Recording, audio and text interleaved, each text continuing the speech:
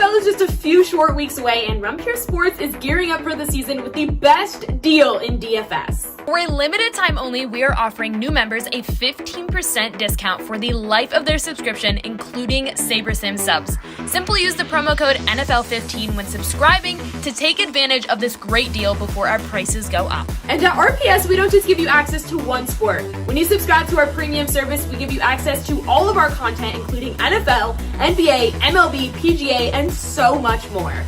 And we're not going to charge extra for access to our preseason content either. Our memberships include all of our content, including the NFL preseason.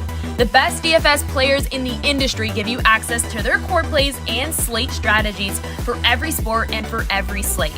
Simplify your lineup building process by plugging in picks directly from the top players in the world. Watch our premium live streams to gain a huge edge on the competition. Our guys are live up to lock for the biggest slates, walking you through their last-minute decisions, analyzing breaking news and injury alerts for the major sports. Again, for a limited time only, you can access our industry-leading DFS content for 15% off our already low price. SaberSim packages are included, so sign up today using the promo code NFL15 for 15% off your subscription for life and start building winning lineups today.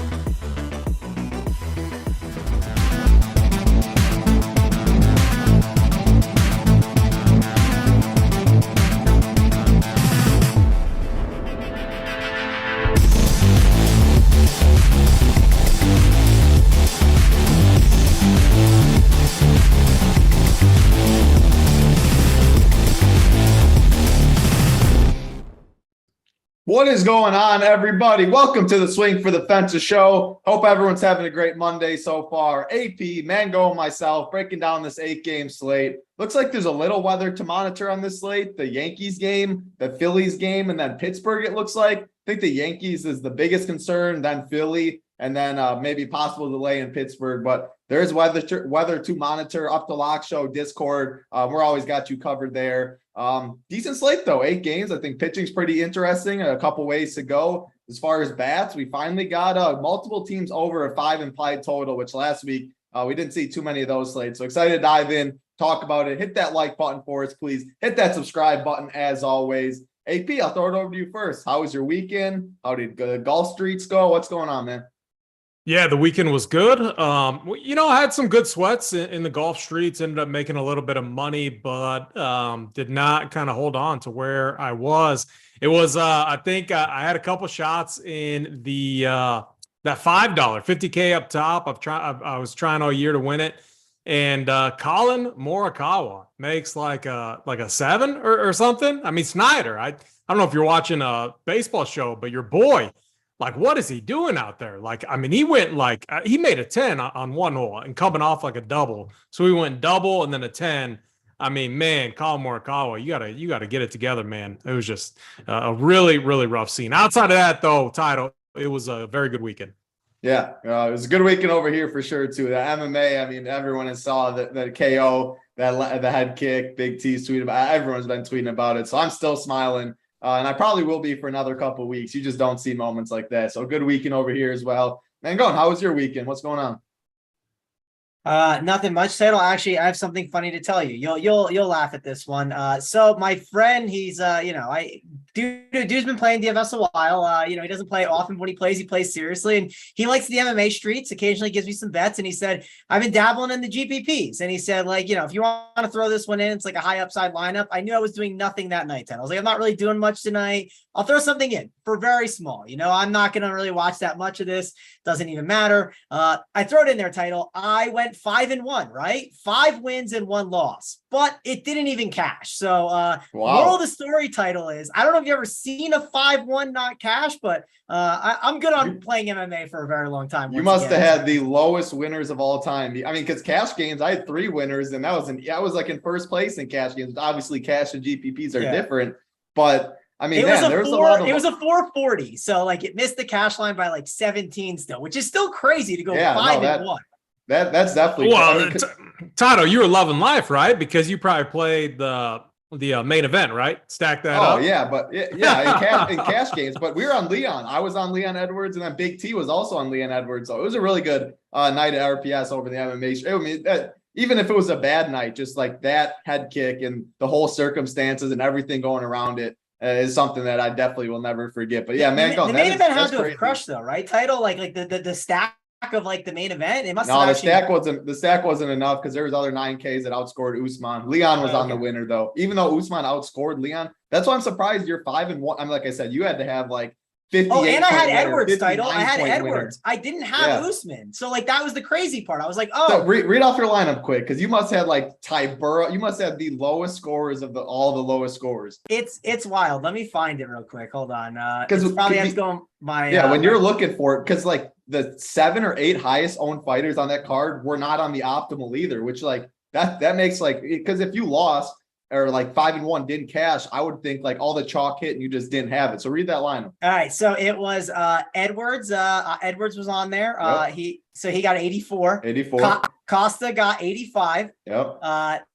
Divishal, or whatever you say his name. 77 or something. 77. Pedro was my highest scoring guy at 102. I didn't have that like first fight that could have went nuts, and I debated. Altamirano, I debated on changing something, but I was like, my buddy sent me this. I'll just keep it. I had Tabura.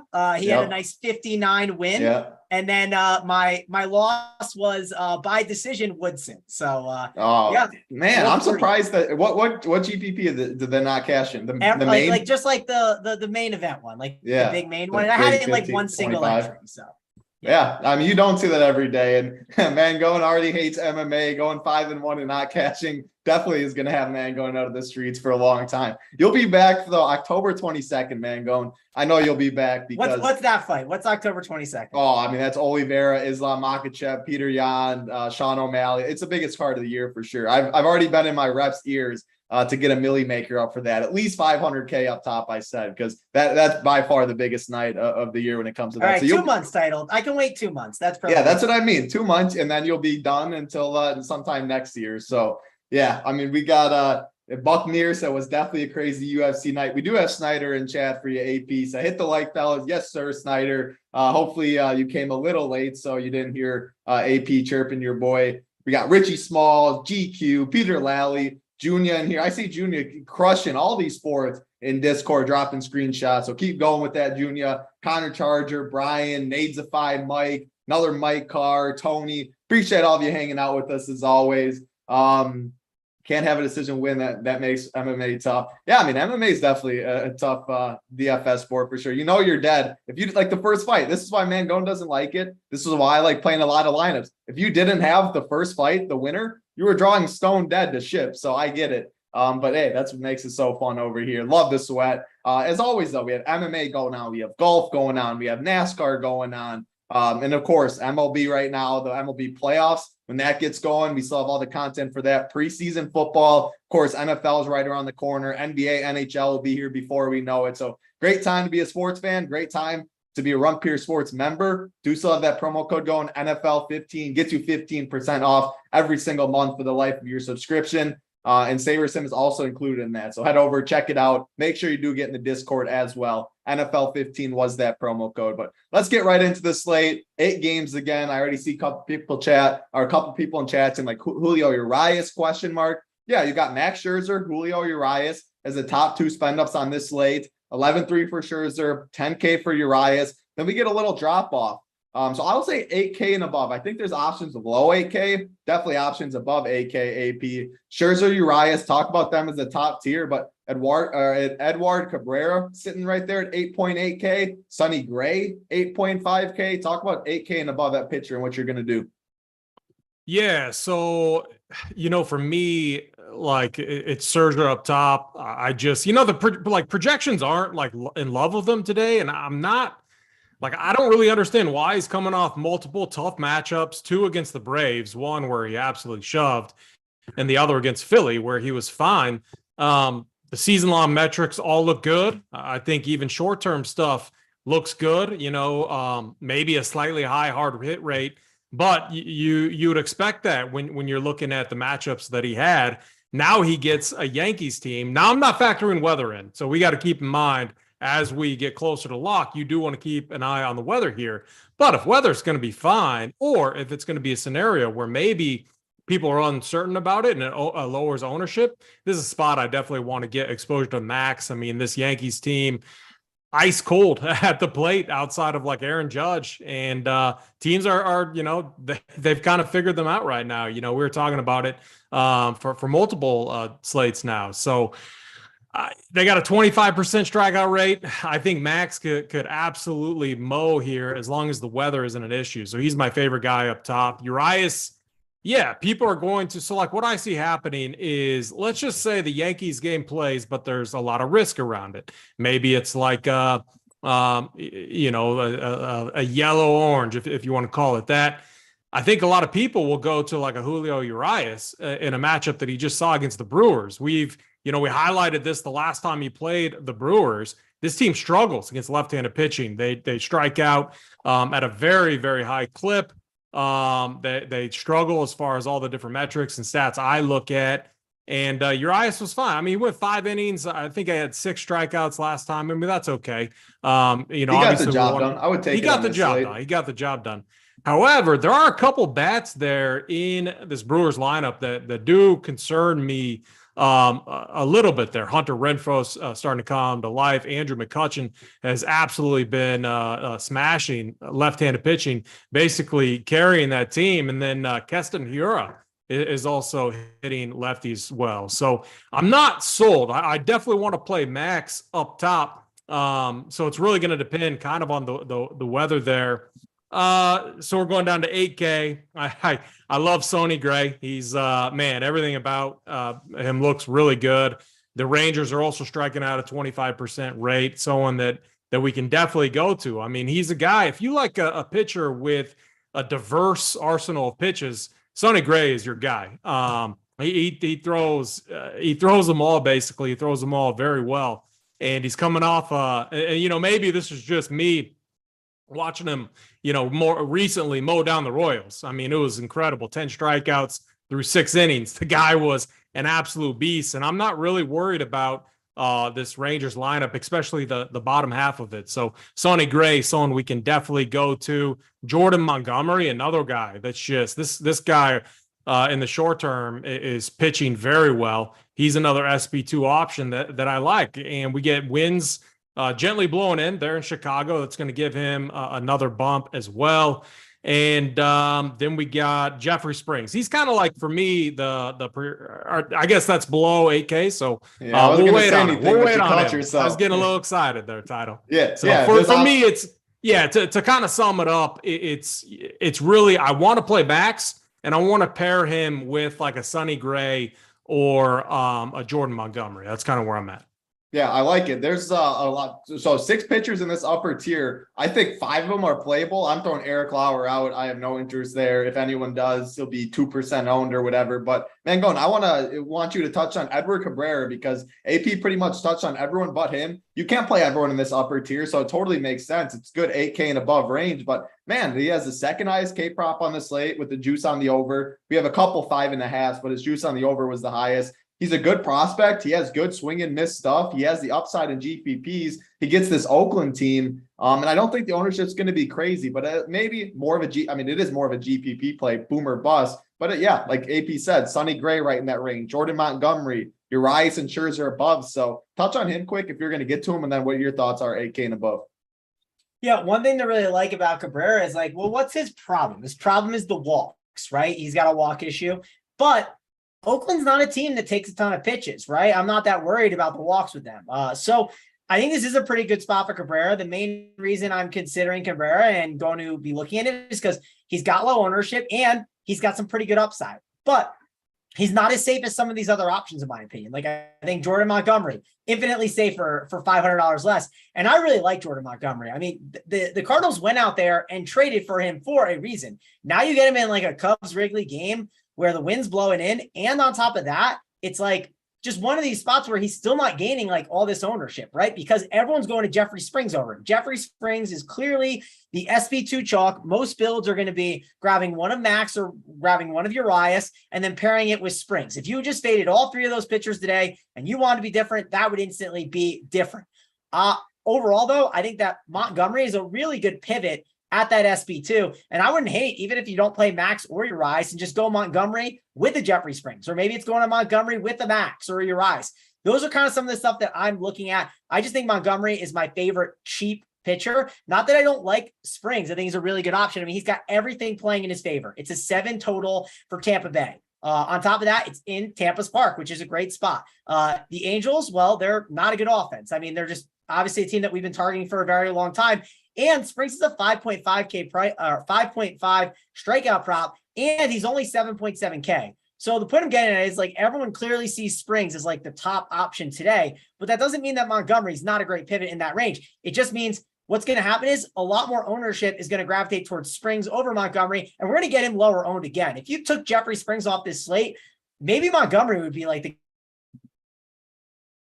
guy that people then gravitate towards. I'm not sure, but either way, I like him a lot. He's definitely be someone I look to go to. I do want to talk about Julio Urias because I think he's a good option. I'm debating what to do with him and Max. I could see when the weather comes in and if it starts to get a little dicey, a lot of that Max Scherzer ownership could naturally move to Julio Urias just because it's like a small little change. Again, it's 1.3K. People will make that switch, and then they might make one more upgrade at their bats, right, to get that other guy in that they'd rather have in their stack. So I think Julio Urias could end up coming in higher than Max if the weather gets bad. So that is something definitely to watch for. And people look at Julio Urias game logs, and they're just going to go at him and be like, how do I not play him in this spot? He just played Milwaukee. 24 DK points. We know how people are, right? They like results, and they saw results recently. So obviously he's just going to gain more ownership than he did last time. He played the Twins at 30, 25, 21, 25, 30. I mean, the guy's been pitching really, really strong. And they need him to right now, obviously, with all the injuries that they have with Walker Buehler, Clayton Kershaw. They need him to kind of be the guy, and he's really rising the occasion. We've seen the Brewers struggle against lefties. It's a good spot for Urias. I like him here. Definitely going to be a tough decision between him and Max at the top. Weather's definitely going to help dictate that decision too, and sort of like my lineups as well. I'll definitely have exposure to both, but I don't know. Right now, I'm kind of leaning Urias over Max Scherzer. So my current list, I guess, for my pitchers title is Urias is my number 1. Max is my number 2. I like him. I think everything is playing in his favor for the most part, except like AP said, the ball, not the ball. Well, the ballpark's unfortunate, but he also talked about the hard hit rate. And in Yankee Stadium, some of those balls might go out a little bit more. So that's something to think about. And the weather's not playing in his favor. So I'm going to put Max at number 2. Then I'm going to go with Jordan Montgomery, number 3, Jeffrey Springs, 4. And then I put Edward Cabrera at 5. That's my overall list right now, my pitchers. And that's kind of my pool. I don't mind putting Sonny Gray in there, but you have to take a stand somewhere, right? I just can't play every single pitcher when I build out my teams. If you can get Sonny Gray in there as well, and you still feel like you're overweight on everything, that's perfectly fine. But yeah, that's kind of where I'm at right now on this slate. So no one below AK besides Springs? No one really below that. I mean, Drew Smiley, I see as a decent projection, and it is in Wrigley. So yes, that's something that's favorable for him, but he's going against the Cardinals, and the Cardinals have been playing pretty well. I just don't think Smiley is necessary for me on this slate. Contreras, tough spot. Odorizzi, fly ball guy against the Pirates. I don't think I need to take a chance on that. Herman, I don't want to be playing him. I like the Mets way more than I do like Herman.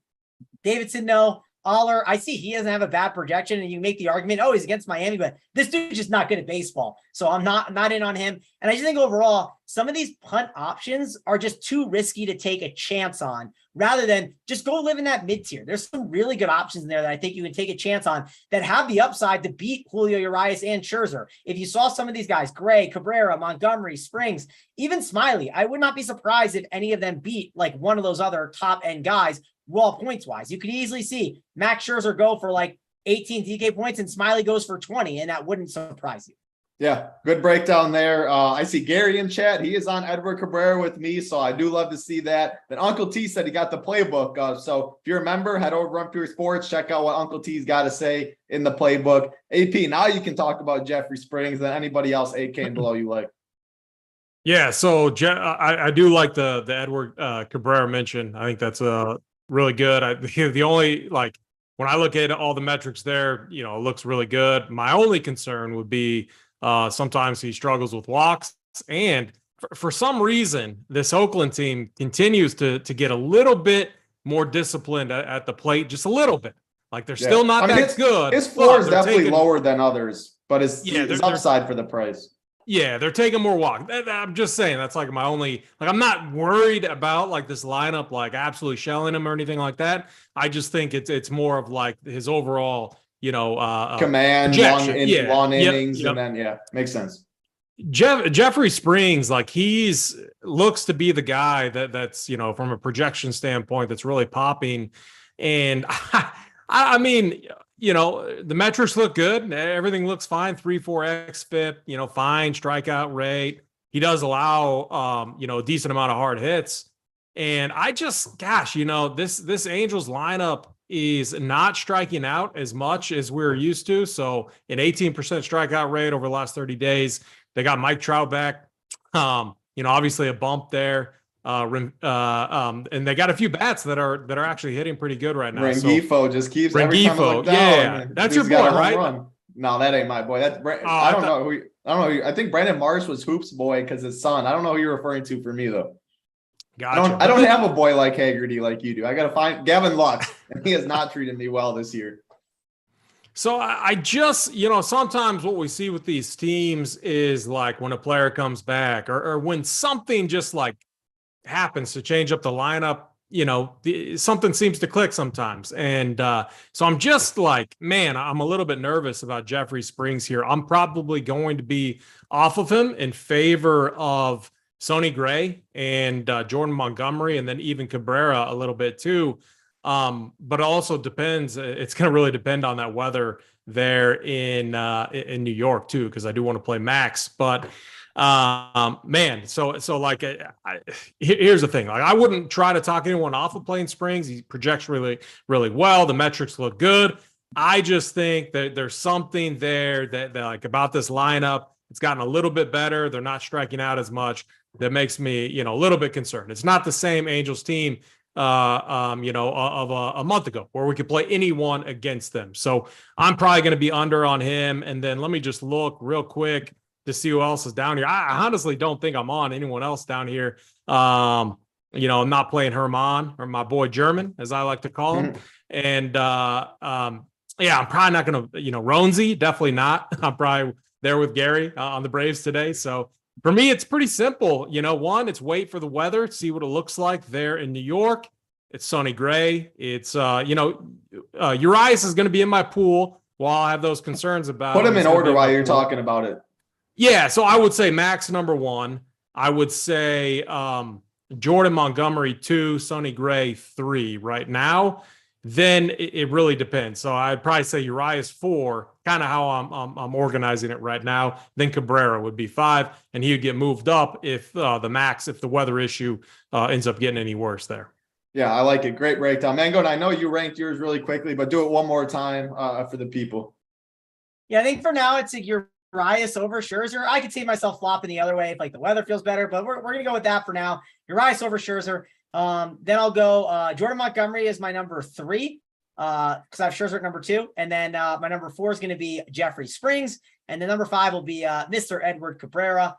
He's the guy that likely doesn't make the cut for me. Not that I don't want to play him. Like, we'll see how it kind of shakes out. But I think just like overall, like on like my 3 max stuff, I typically list like 4 to 5 pitchers, and sometimes one guy doesn't make it. And that's the guy that could not make it. But man, that ceiling is really, really appealing there for him.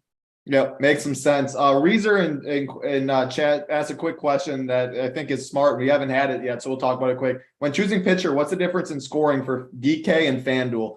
Well, the biggest difference is FanDuel rewards a quality start, 4 points, which means you have to go 6 innings, 3 earned runs or less, whereas DK does not do that. So, man, if a pitcher's only going to go 4 or 5 innings on DK, and he could be really cheap, I would much prefer him on DK than I would FanDuel because that quality start is very important. And the win, obviously, you get a win on both sites. Another difference is DraftKings, you get negative points for walks, for hits against and stuff like that. But that's not, I don't factor that stuff in when I'm deciding pitchers on DraftKings rather than on FanDuel. For me, the big difference is just the quality start and how much that means. Mangone, you want to add anything about that? About which one? The difference on pitching between FanDuel and DraftKings. That's the question I was reading in the chat and was very confused about, and I was trying to figure that out. So just the quality start was. Yeah. I mean, the hits, the walks against, but that negative. Yeah, the doesn't quality mean much. start and like the hits and walks, like you talk about. Because like some of those guys that can like walk a bunch of batters and get like wild at times, like I guess like Cabrera is a good example. Like it don't really matter that Cabrera like walks a couple batters and then like strikes out the side, right? Like you don't have to like deal with losing those points. At least the only downside, which is on both sides, is what happens.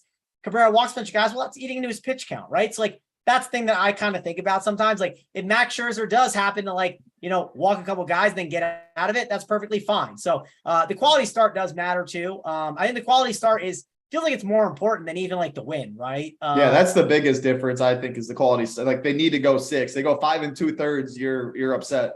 Yeah, the 5 2/3 really hurts because it's not just that too. Like let's say it's 5 2/3, and then like let's say he stays out there, gets that strikeout, so you get the 4 points, and then you get the 6. That's a 10-point swing that like you could have had that you didn't end up getting. So that's probably the biggest difference for sure. The other thing too is like when it comes to like FanDuel pitchers, well, if like you just spend up for like a guy like a Max Scherzer at the top, but when you spend for him, maybe you can't get in all those bats. Like construction could be a little bit different. For instance, on like DK, if I do like 2 spend ups for pitcher, then it's different. If I only spend up for 1, then I can get a different type of combination. So that matters a little bit too of what bats you're allowed to get in. Like sometimes you go in and let's say like Jacob deGrom's on the slate and it's also a Coors slate. You physically can't play Jacob deGrom and Coors together. On DK, you can find a way to make it work because if you play a 5K pitcher, then the math allows you to kind of get in those guys if you'd like.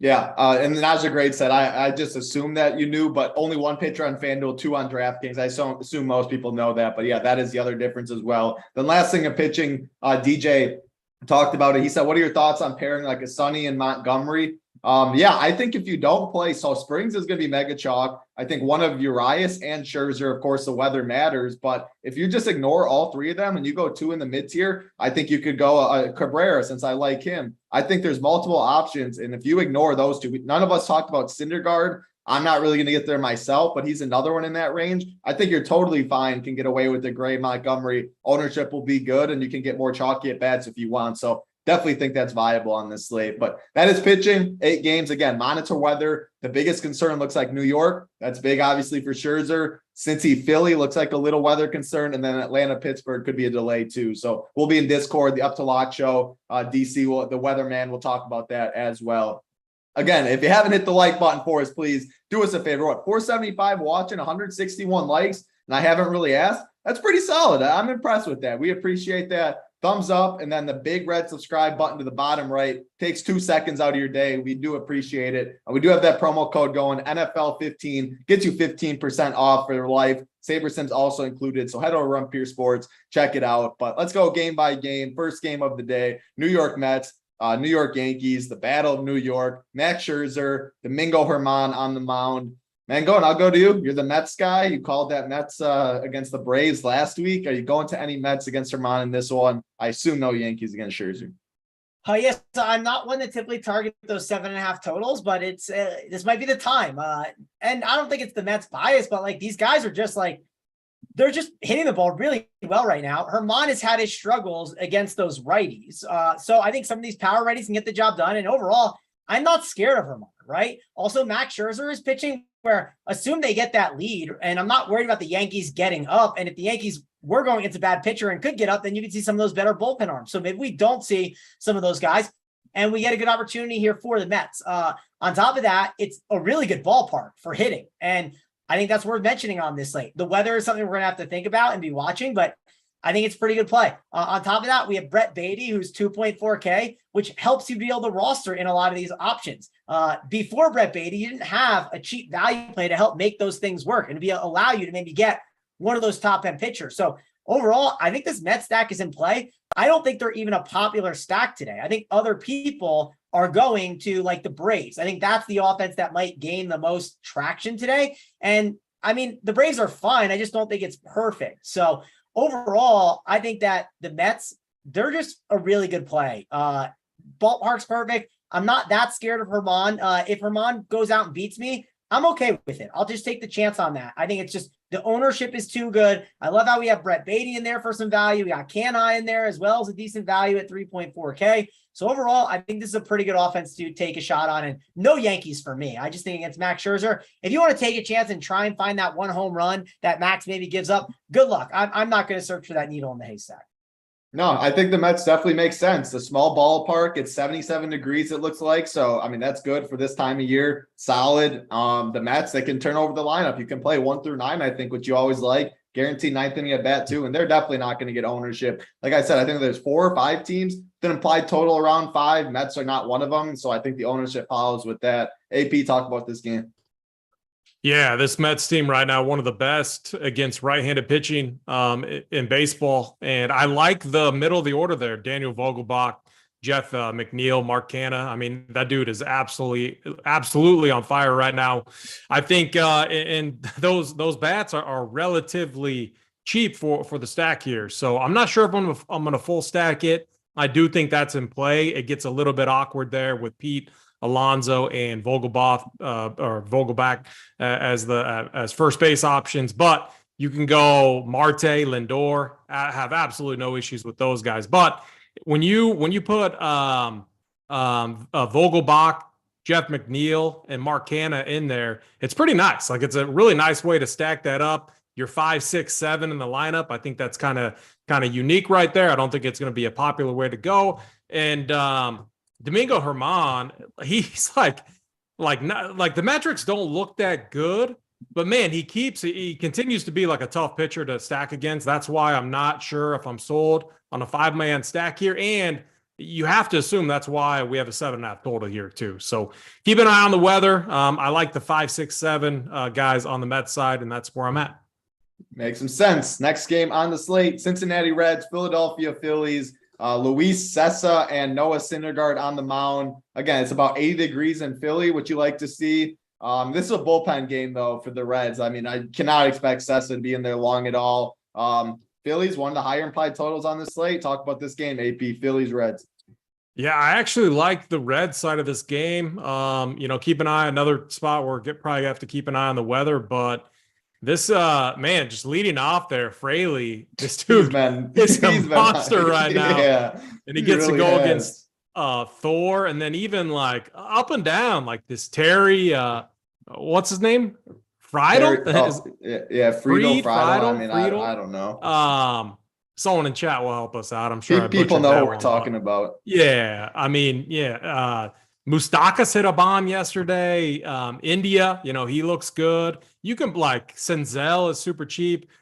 I actually like stacking against Thor here. Assuming this game plays, I full stacked the Reds yesterday. I know it was a Sunday and things get weird on Sundays. And today's a Monday, so you have to assume that things, go back to normal. That's not been the case in baseball lately. You see it every day in chat, people tilting all the chalk that busts. You know what? If you're tilting the chalk that keeps busting, get different with your stacks. One way to do that is with the Reds today. I really like them against Syndergaard, a guy who gives up stolen bases, and a guy who I'm not afraid of attacking. So I think a full 5-man Red stack is in play today. And then another thing too is I hate these bullpen games. I don't even care if the bullpen is bad. They still have the matchups there on paper. Sure, like a Schwarber, Realmuto, some of those guys are going to be fine. I think I'm going to be under on the Phillies side in favor for the Reds today. I like it. A contrarian take definitely makes some sense, man. Going Phillies, Reds. Yeah, Phillies, Reds. So I think Gaby brought up some really good points there.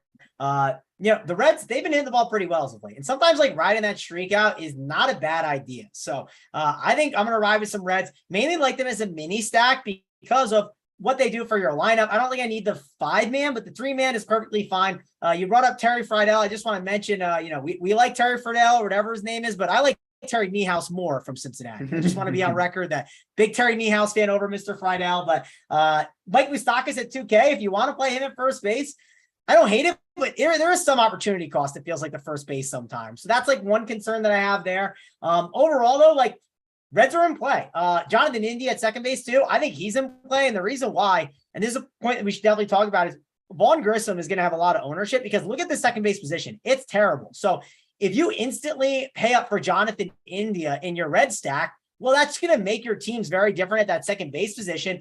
And if that guy, Grissom does happen to bust with a 0, it's not going to burn people completely at 2K, but then when Jonathan India separates the gap after he hits a home run, that's going to be really valuable. So overall, I think that That's pretty interesting with Jonathan India on the Reds. I think he could be an intriguing, different tournament play that you can even do as a one-off to be different in your Braves stack maybe. Because, again, a lot of people are going to play that guy in their Braves stack to help make things work. Because look at the second base position today. Second base is terrible. It's not a good spot on DraftKings. Not a lot of guys you want to roster. So I think a lot of people will be looking to punt that position.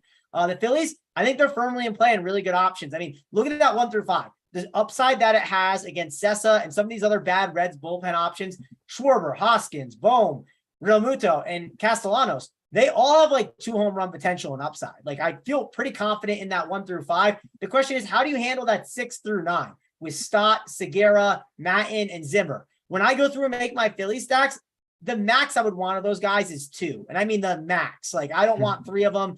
Typically, you only want 1 of those guys if you could, but overall, I think this Phillies team is in play. I like them as not only a mini stack, but I also like them as a 5-man stack as well here.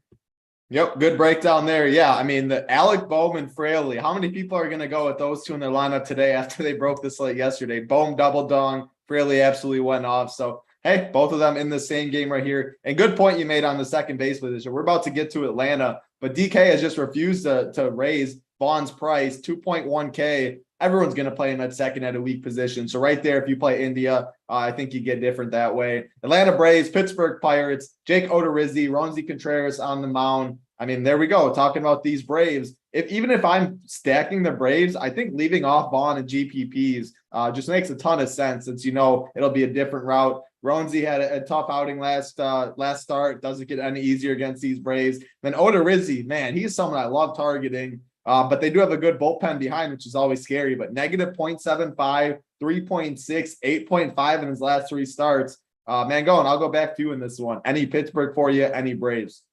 Yeah, so no Pittsburgh for me. You could make the argument since Odorizzi is a fly ball guy. Like, a Brian Reynolds one-off isn't the worst thing in the world.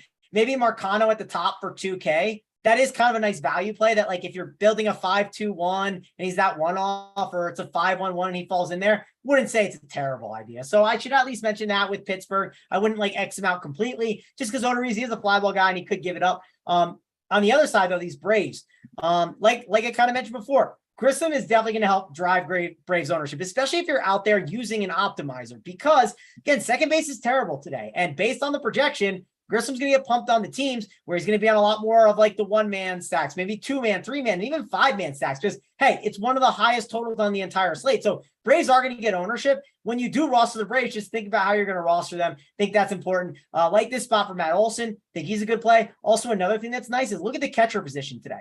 Everyone likes to play Will Smith, but do you have 5K to play Will Smith today? I don't know if you're going to have that 5K. And if you don't, well, who's the value catcher? It's Travis d'Arnaud. I mean, it all lines up that a lot of these Braves, like d'Arnaud and Grissom, they just are going to fall on a lot of teams together. So overall, I do think that Braves, they're in play, but you need to think about how you're going to roster them. That's all. Want to make sure that's mentioned. Like a Michael Harris at 4-2, that might be a way you're able to be different. Robbie Grossman at 2K. Maybe if you play Robbie Grossman at 2K instead of Vaughn Grissom, and yes, you can play both, but if you play the one instead of the other, that might be just a quick way to make your team different. And if Grissom just goes for 5 DK points, you play maybe a spend up second baseman instead, like a Jonathan India is a one-off and he hits that home run, separates the gap there, and then Grossman hits a home run. You're going to be mint. I mean, you're just going to jump over those Braves teams. So that's something to think about when rostering your teams. You want to make sure that you're not just eating all of the chalk together and you're on all these 20% plays together. You want to have some of these lower owned guys. So figure out who those guys are,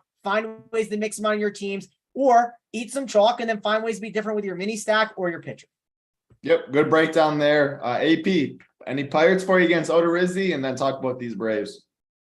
Yeah, one way to think about this game, I mean, okay, Braves, obviously it's a really good spot. You can stack up, we know now in the season, you can stack up the Braves in any game. You could just, go look at Gary's core, always stacking the Braves. Luckily, his team is really good at baseball, whereas my team sucks at baseball, and it's easy to do that. No one's ever going to bitch at Gary's core because we know he's on the Braves. But when you look at like Jake Odorizzi and Roansy Contreras, who like, there was times throughout the season where he wasn't bad, like it wasn't terrible, but Jake Odorizzi has been really terrible.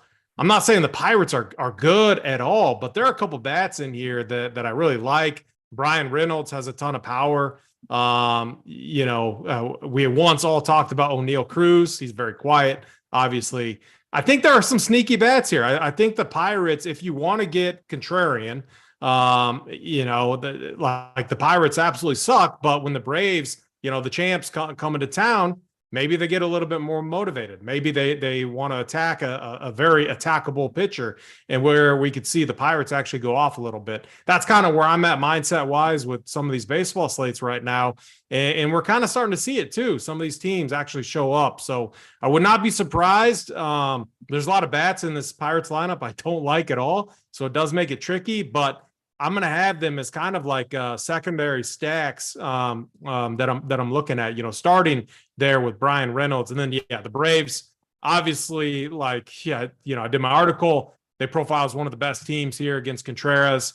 I just would not be surprised if this is one of the teams we're tilting later on tonight in favor of one of these other teams, just because the Braves are constantly in the winners. I think if you stack them up, get different with your stack. Go like, 4, 5, 6, 7, 8, something like that. That's Matt Olson, Rosario, Grissom, and our boy Michael Harris. Find ways to get different with those Brave stacks. Don't just go 1 through 5. I think, you're going to be battling everyone else that does that. That's how I'm going to play this game or this game. I think I'm going to be slightly under on the Braves. We'll see. To be determined right now. I still got to do my builds and run the numbers and everything, but I'm going to have a little bit of interest in the Pirates here too. Yeah, I think Pirates make for a good. I mean, they're very cheap for a secondary stack. I wouldn't get to the 5-man, but if your 5-man stack's pretty expensive, you're paying up a pitcher and stuff, and you need some salary relief, I'm definitely good with some of these Pirates against Odorizzi. And AP, you have that premium article out, so your core will be in there closer to lock. So anyone that wants to see an AP core tonight, make sure to keep refreshing that the premium article. AP will let you know in Discord when it is up. Let's see what we got for the likes right now. Over 500 watching, 212 likes. Solid. We do need 300 for the plays of the day. I know you guys will get it done for us. Still got 5 games left on this slate. So please hit the like button for us. Please hit that big red subscribe button for us. We always do appreciate it. Let's get to the next game on the slate. 7 total. Los Angeles Angels, Tampa Bay Rays, Tucker Davidson, Jeffrey Springs on the mound. Man, if you Mike Trout's in that lineup, but Ohtani's not in that lineup, which definitely makes it worse. Jeffrey Springs is going to be the chalkiest pitcher probably on the slate. One of the chalkiest for sure. If you want the most leverage on the slate, you play these Angels, as I always say, but I'm not going to get to it today, as usual is the case. AP, going back to you, Tampa Bay, Los Angeles. Yeah, so Tucker Davidson, I believe we all stacked against him with the Twins in his last outing. I think he only struck out like 2 or 3 batters through 6 innings. But he shut down the Twins. I mean, that stack and we're going to talk about it again on the slate tonight in a spot that against a terrible pitcher that continues to just absolutely destroy us. But the Rays are going to be one of my favorite teams to target tonight. This team just looks really, really good here against lefties, and Tucker Davidson does not look like a pitcher that we should be worried about at all. All the metrics look pretty bad. He looks very attackable. And then when you look at it, like Yandy Diaz, Azarina, both of them have been absolutely mashing the ball. We got Ramirez. He's also like smashing right now. This is where, and then you got Mejia. Mejia. He's also been smashing too. So I think, this is like one of my favorite spots just to get a 5-man stack. And I think if you go the 5-man route, I don't think it's going to be like that. Like, I don't think a lot of people are going to go 5-mans. I see a lot of 3-mans here with this Rays team, but you can go 1, 2, you can go like 1, 2, 3, 4, and then Mejia, they're 6. You could even like maybe mix in like a Jose Siri a little bit. He's been a little hit or miss lately, but a guy that has some power. Either way you do it, I have a ton of interest in the Rays tonight. Not a ballpark I like, but at this point in the season, I just expect that to keep ownership down. So I think we're going to get them very low owned here against a pitcher that's not very good. And then, Jeffrey Springs, man, I was hoping we get Ohtani there in the lineup. Obviously we didn't. So a little bit of a downgrade there. I still think though that I'm not saying I'm wanting to like attack Jeffrey Springs at all. I still don't know how much I like him. I'm not like excluding him from my pool or anything like that. I'll have him in there, but I don't think I'm going to be stacking the Angels against him. Yep, makes some sense. You like the Rays, man. Do you like these Rays, and then any Angels for you? No, I mean, again, I never like this ballpark that much, so I try my best to stay away. But Tucker Davidson does seem like someone we could pick on. I wouldn't tell you like putting a Randy Arozarena is a bad idea. I'm not saying I'm to X these guys out, but if I'm getting too many Braves in my lineups, then I might make some adjustment. And not Braves, I meant Rays. So mixing up the names here. But overall, 7 total. I'm already playing a 7.5 total title. I mean, that's already kind of going a little too far for me. I'm not going that far and playing a 7 total. So I'm out on this game. All right, going to come right back to you in this next one, man. Going the Texas Rangers, the Minnesota Twins, Cole Reagan, Sonny Gray on the mound. Twins have one of the higher implied totals. You were last time you were on the Twins, you said as long as Big T and DC weren't, none of them were as much. The Twins, I think, were on the winner that day. So talk about these Twins and then any Rangers for you. Yeah, I will say, man, Reagan's has not been good against righties. So, and like the righties in this lineup, like Correa, Buxton, Miranda, Urshela, it's definitely not bad to consider some of these guys. Now you do have, I know our RPS account tweeted out, like, let's all agree not to play the Twins. I'm going to do this title. I'm just going to keep it simple. If I see DC and Big T slurping the Twins, I'm off. I'm off them. But they're not on them. Maybe I'll consider going back to them. I mean, it worked out last time. I mean, again, sometimes we have teams that we just can't get right. We just can't. We struggle with. I don't know what to tell you. I think, to be fair, DC that day was on the Twins, and I think they did help him out. But they weren't. He said not on my main. You said not on my main team on some of my 20 entry or something that he had some. So yeah.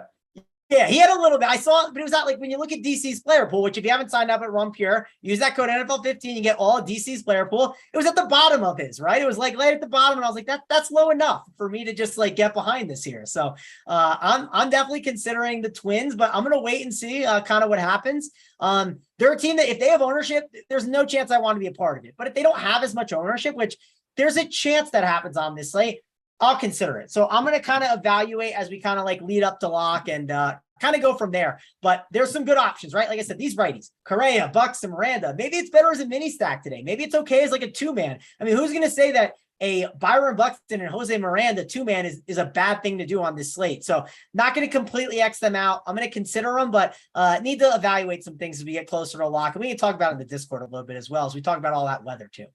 We also need AP's take on these Twins because he's not a DC or Big T that you're worried about, man, going. So if he's on him, he can maybe talk you into him a little bit. Talk about this game, AP. I mean, this guy is just not good. But we've been there multiple times. It seems like the Twins against shitty pitchers, they just let us down. It seems like they get it done in tougher spots more so than not. So I'm really torn. They profile very, very well against left-handed pitching, especially the top of the order. 1 through 4 there. The bottom doesn't look good at all. So that's a huge concern of mine. I don't know, guys. Like, what if we just like Buxton one-off, I think is good. I think you can go Buxton, Correa, Miranda. But man, I don't know if I can go anyone else. Like I can't 5-man the Twins. I'm done 5-man in this team.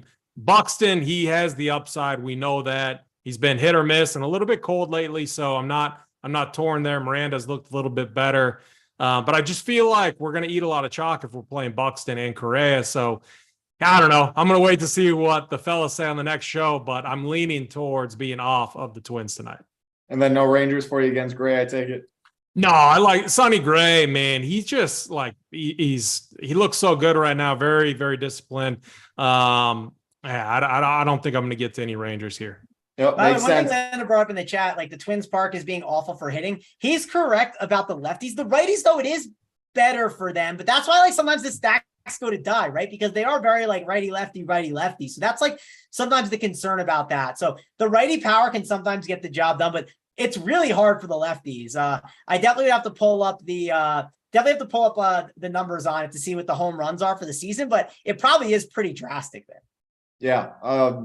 Good point there. It is one of the best hitting weather on the slate. It's 80, but yeah, I mean, that's a good point by Landa. Let's get to the 3 games left on the slate. The next one, going to go right back to you in this one, AP. St. Louis Cardinals, Chicago Cubs, Jordan Montgomery, Drew Smiley on the mound. Cardinals have a decent implied total against Smiley on this one. talk about this game for bets. Yeah, I mean, we do have the winds blowing in, so it's not going to be as good for hitting, obviously. But this St. Louis team, they just look so good against lefties. Drew Smiley hasn't been like that terrible. He's I don't think he's allowed a home run in a few starts in a row. Seems like that could change tonight, even with the winds blowing in. Goldschmidt, Arenado, Pujols. I mean, man, what a run he is on. Tyler O'Neill, all of these guys can absolutely smash righties.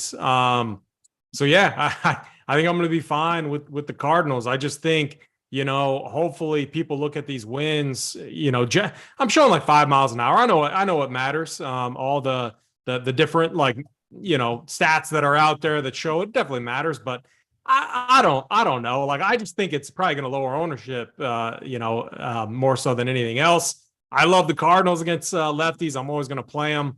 Hopefully the wind isn't blowing in too hard. Maybe it just dies down and it ends up being fine, because I absolutely love the Cardinals here. I could see them going over their team total. I see them putting up like 5-6 runs. And I like all the boys I talked about, 3, 4, 5, 6, 7 right there, middle of the order. You can even go Dylan Carlson or Tommy Edman too. So full Cardinal stack and play for me. And then I like Jordan Montgomery a ton here tonight, so I'm not going to be playing any Cubs. Yeah, makes sense. Ride the hot team, the Cardinals. They've been hurtful to me because they keep inching away from the Brewers. Brewers have been up top for a while, and as usual, the Brewers, they collapse, another team catches up. So Pujols, what does he got to do to not be 2K? Italian Nightmare Jr., he's still 2K, and look at this game log, man, what's going on? Yeah, I mean, he keeps crushing. I know Big T, ever since he made fun of him, he's just been going off. We called him Winnie the Pooh, and then what happens? I haven't been as on him every single day. I've had a little bit of exposure, and the Cardinals have been good to me. But I think I'm jumping off the Cardinals here in this spot. Drew Smiley, decent projection, but I don't think I'm getting enough leverage playing the Cardinals. I don't love this park for it. Wind's going to be blowing in. It's not blowing in big time. It's only 5 miles an hour. It's nothing crazy, but just doesn't seem like a spot where loading up on the Cardinals is going to win me a slate. Now, maybe it does because it's a lefty and there's a bunch of righties in that lineup that can get the job done and slam it home. I mean, they've been absolutely on fire. So Cardinals could easily get the job done. I don't see myself loading up on them though today. I think I'm just going to some other spots like I talked about before. Maybe someone else can talk me back onto them because the Cardinals have done me well. So typically I like to ride out these streaks, but overall, I just don't see myself getting into too many Cardinals today. Yep. So here's how we look at it, guys. I think this will solve some things. Look at the Twins and then look at the Cardinals. So and just look at that lineup too. So Twins 1 through 9, Cardinals 1 through 9. Twins implied team total is 5. Cardinals is right around what, 4-8, something like that. Yeah. If you guys are seeing that. So very, very much in line. Obviously the park downgrade, but when you look at it, Cardinals against a lefty, so that gives them the huge bump. And then when you look at all the names, and then when you look at what they're doing, because I think the Twins are going to be more popular maybe than the Cardinals tonight. I mean, what do you guys think? Do you guys think that's the case? I mean, I think it'll be kind of similar. Same? Yeah, certain bats will be more chalky, like the Carlos Correas of the world, maybe the Buxtons, but if you're looking on the Cardinals, I expect Pujols to get some. Tyler O'Neill always gets some. I don't think ownership is what I'm trying to say. I don't think ownership should dictate which one you're on personally. I got you. What I was trying to say is if the Twins were going to be more popular, when you just look at what the Cardinals have been doing, and it's man, when they pour it on, it seems kind of like the Braves at time. They absolutely love to pour it on. The upside is just massive if you're talking 5-man stacks. So for me, I was hoping the Twins were going to be more popular than them. We'll see. Maybe that's going to be the case, but sign me up for the Cardinals here. Yeah, I think this slate kind of for bats wise, I think it's kind of spread out when you go to the stacking. Yes, the Braves will get some. All the teams with about a 5 implied total, I think you get some. Anything else will definitely be lower owned, but I don't think we see one of those teams just come in uber chalk. Vaughn Grissom, of course, just because of the price and stuff in the position, but the full stack, I think, kind of gets spread out. We got 2 games left on this slate. What do we got? 250 likes, so we need 50 more. With all the people watching, we definitely should be able to get there. So 2 games left. Then we're going to go to the stacks. This is the last time I'm going to ask. I don't like asking, you guys don't like to hear it, but got to be done. Like button, subscribe button takes 2 seconds. We'll get to the plays of the day for you once you guys get 300, because I know you will. But let's get to the next game. Miami Marlins, Oakland Athletics. Edward Cabrera, Adam Oller on the mound.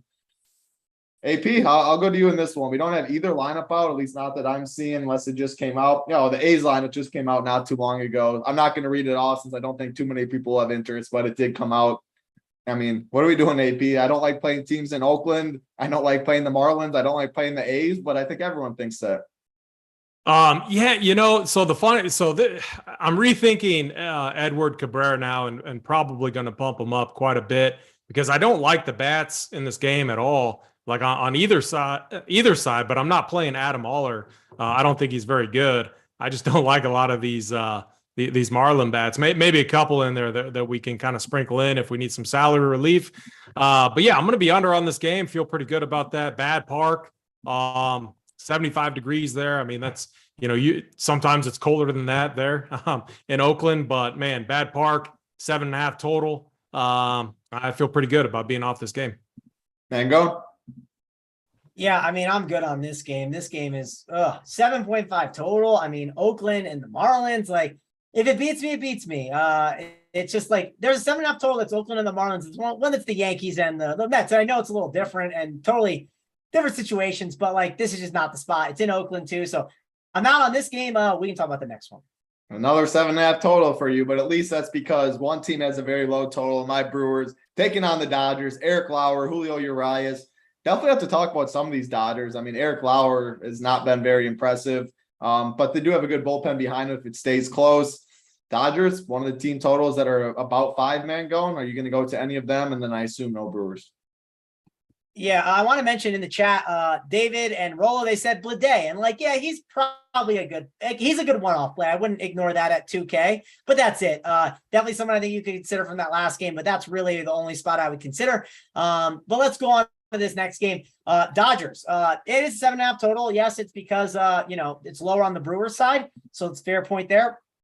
Dodgers, their prices, that's the one thing. It depends who's in the lineup there. Like if you can have those value plays at the bottom to help make it work, yeah, it could make sense. If you do play the Dodgers though, I think the best way to play him is like go that like double cheap pitcher route. Maybe go like a Cabrera paired up with like a Montgomery or a Montgomery with a Springs, and then spend up for like Mookie at 6.5, Trey Turner, Freddie Freeman. Make sure to get in from like the 1 through 6 or even the 1 through 7 because Max Muncy's been crushing it. I assume he'll be in there, but like make sure to get in 4 of those big bats and then only like 1 of those punts from the bottom, just because I don't think a lot of people are going to be going to the Dodgers today where you are going to get Mookie Betts lower owned, right? Freddie Freeman at 5.6. No one's going to be playing Freddie Freeman today, especially in a lefty-lefty spot. So make sure to go out and get those top end Dodgers if you do decide to play this Dodger stack.